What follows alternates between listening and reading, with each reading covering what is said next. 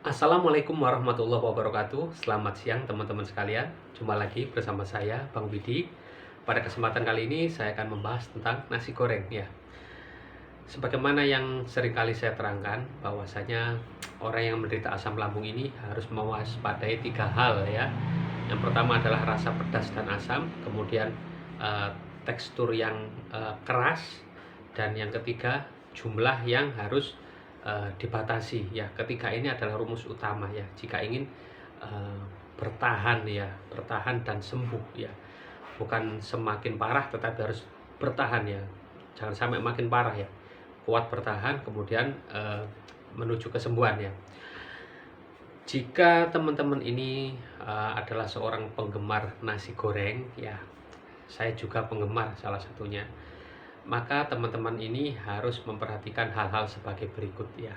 Nasi goreng itu kalau dia teksturnya tidak keras ya, atau nggak terlalu pro ya, nggak terlalu kering, itu masih bisa. Dan kemudian dia rasanya nggak pedes-pedes banget, cukup gurih saja, itu masih bisa teman-teman. Wong asam lambung itu sebenarnya bukan berarti kita itu mantangin semua makanan yang enak-enak ya, nggak seperti itu konsepnya, nggak seperti itu cara berpikirnya. Masih banyak sela-sela yang masih bisa kita manfaatkan agar kita bisa tetap makan enak ya. Asalkan dia nggak dikasih saus yang macam-macam, penyedap yang terlalu berlebihan, kemudian biasa dikasih sambal yang sudah dihaluskan ya, jadi yang siap pakai, bentuknya seperti saus tapi pedas, biasanya sambalnya kan seperti itu ya, jadi sudah berbentuk sambal cair untuk nasi goreng itu. Kalau hanya sekedar nasi yang kemudian digoreng dikasih hanya mungkin bawang merah, kemudian garam, kemudian sedikit penyedap, tentu tidak ada masalah itu ya teman-teman ya, tidak ada masalah kok. Yang jadi masalah itu kalau dia dikasih yang berbagai macam bumbu MSG, kemudian kemudian warnanya itu merah-merah yang gelap semacam itu ya bisa memancing asam lambung menjadi naik ya. Mengapa demikian? Karena lambung ini memandang semua warna-warna itu, semua penyedap-penyedap itu sebagai sesuatu yang tidak bersahabat ya, sehingga harus segera mungkin dihancurkan ya, sekarang mungkin harus diluluhkan dengan asam lambung.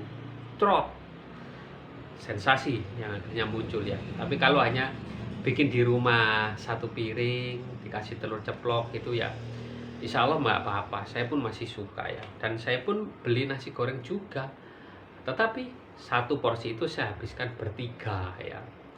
Nah pernah tuh saya beli itu saya habiskan sendirian, karena apa, memang yang pertama itu kebanyakan, terus yang kedua nggak bagus kalau kita habiskan semua karena kadar gulanya yang tinggi, kemudian kolesterolnya yang tinggi karena berbagai macam minyak-minyak yang dicampurkan itu gitu loh. Jadi teman-teman harus paham nih, nasi goreng yang beli apa nasi goreng bikin sendiri. Kalau bikin sendiri relatif lebih aman ya. Kalau beli di luar yang warnanya merah sampai merah-merah agak gelap itu harus teman-teman hindari ya. Oke lah tetap dimakan, tapi asalkan seperempat porsi saja ya. Yang penting sudah tahu rasanya udah cukup ya. Intinya nasi goreng bukan pantangan banget, asalkan dimakan dalam jumlah yang terbatas, kemudian satu nggak pedes ya, kemudian kemudian dia nggak terlalu keras, karena ada yang nasi goreng yang terlalu kering ya, terlalu sepiur, jadi kayak apa ya, kalau diangkat sama sendok itu dijatuhkan lagi kemerotok gitu ya, terlalu kering. Mengapa demikian? Tekstur yang keras itu akan membuat asam lambung menjadi keluar juga, karena apa, butuh ekstra cairan asam lambung untuk membuatnya sesegera mungkin menjadi bubur ya, kayak bubur gitu ya, untuk segera disetorkan ke usus. Nah itu kalau sebelumnya sudah mudah dicerna, halus, kemudian nggak terlalu keras, tentu akan memperingan kerja lambung ya, itu ya. Semakin keras makanan maka kerja lambung akan semakin berat pula ya. Kerja lambung itu akan sebanding dengan tingkat tekstur kekerasan dari makanan yang kita makan. Semakin lunak maka dia akan semakin cepat habis ya. Kalau semakin keras dia akan lama bertahan di lambung. Contohnya seperti bangsa daging-dagingan ya, daging-daging sapi yang keras, yang liat itu akan lama di lambung ya. Makanya itu kadangkala kita kan rasanya kembung begah gitu ya. Itu karena dia belum segera hancur. Nah, nasi bisa menjadi mudah hancur kalau dia teksturnya lunak, tapi kalau teksturnya menjadi keras itu kalau digoreng-goreng terlalu lama, terlalu kering, maka bisa menimbulkan tidak nyaman di lambung.